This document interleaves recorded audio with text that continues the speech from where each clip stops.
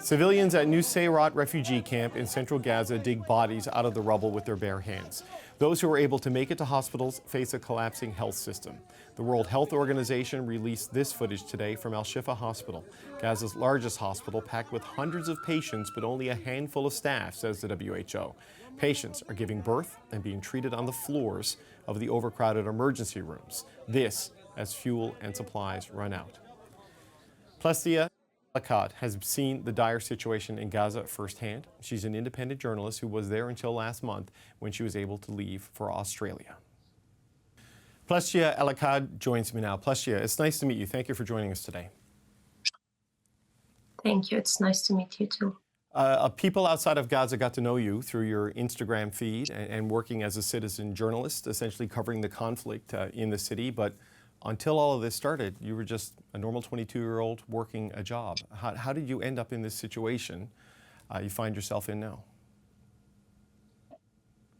I never imagined that I'd be reporting the genocide, the ethnic cleansing, and everything that happened. I never imagined everything that happened will happen, and I never imagined that I'll be reporting it. So I don't understand how overnight just life changed in Gaza for everyone. What made you want to share your personal experiences on social media? What was the motivation there for you to start filming what was happening around you on your camera and sharing it on your social feeds? I felt it's my duty, it's my job, it's something that I have to do as a Palestinian living in Gaza. I have to show the world what's happening. I can't just watch silently and not post and share it with the world. I want to play a clip if we can. This is one of the videos you posted. This was on October 9th, just in the early days of this war. Just want to play this. Here is the family. They're gathering all together, also in a place far away from the wind.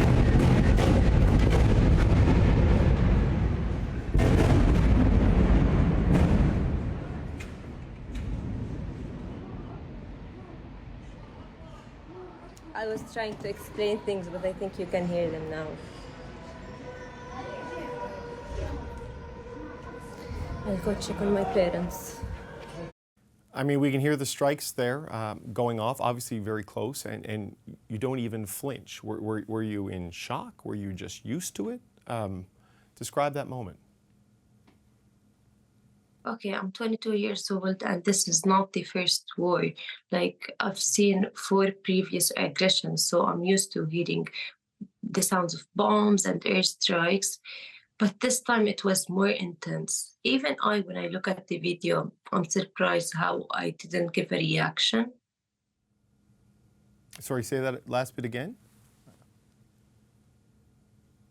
I said, even when I look at this video again, I'm surprised by my reaction.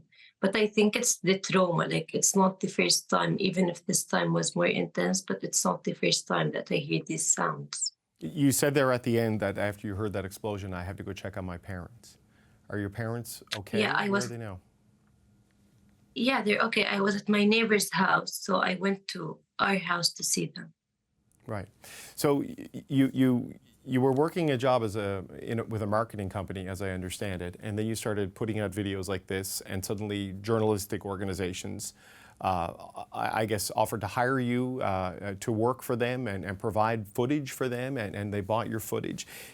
Is there a particular moment or story that you covered in this that sticks out with you?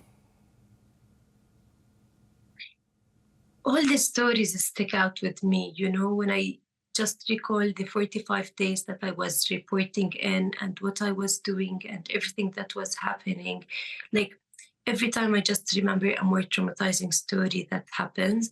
But me personally, the people that I felt like bad the most for are children, like how traumatized they are, how young they are, yet they're dealing with everything that's happening.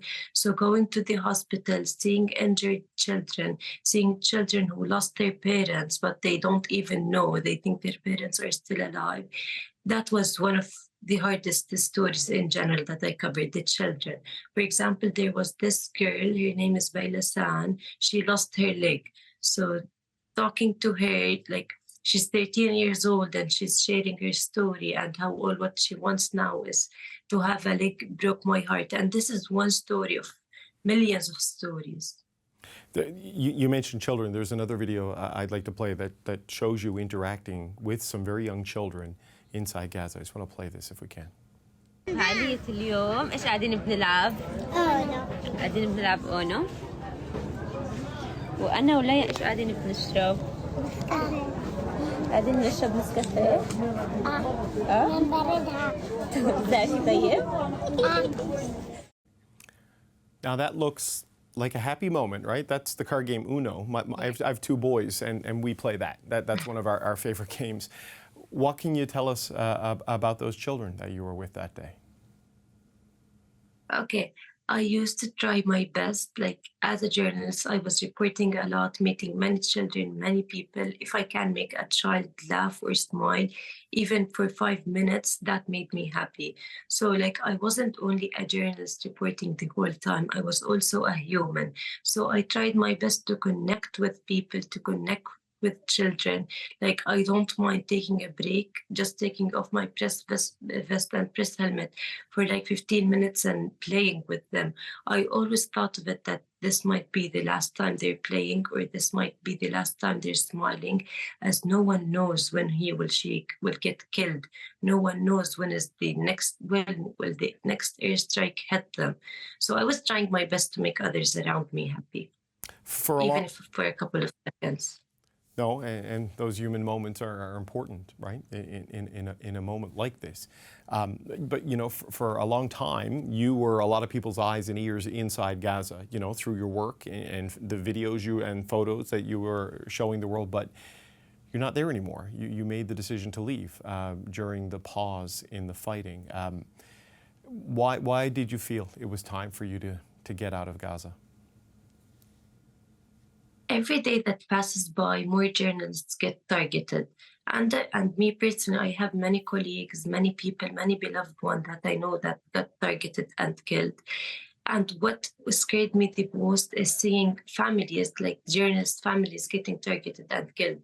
And of course, I didn't want my family to be targeted or something bad happens for them just because I'm a journalist. So I didn't feel safe since the very first day of covering. But every day that passes by, I feel in danger more, and I feel that I'm putting my family in danger more. So that's why. So you've relocated to Australia. You mentioned your parents in that video we played earlier.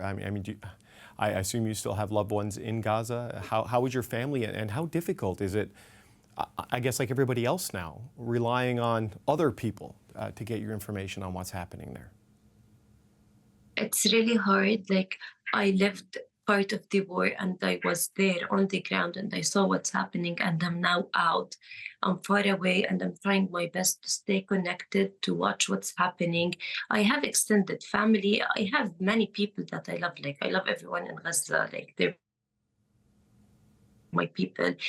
And there's barely any service or internet or cellular connection to talk to them, to know.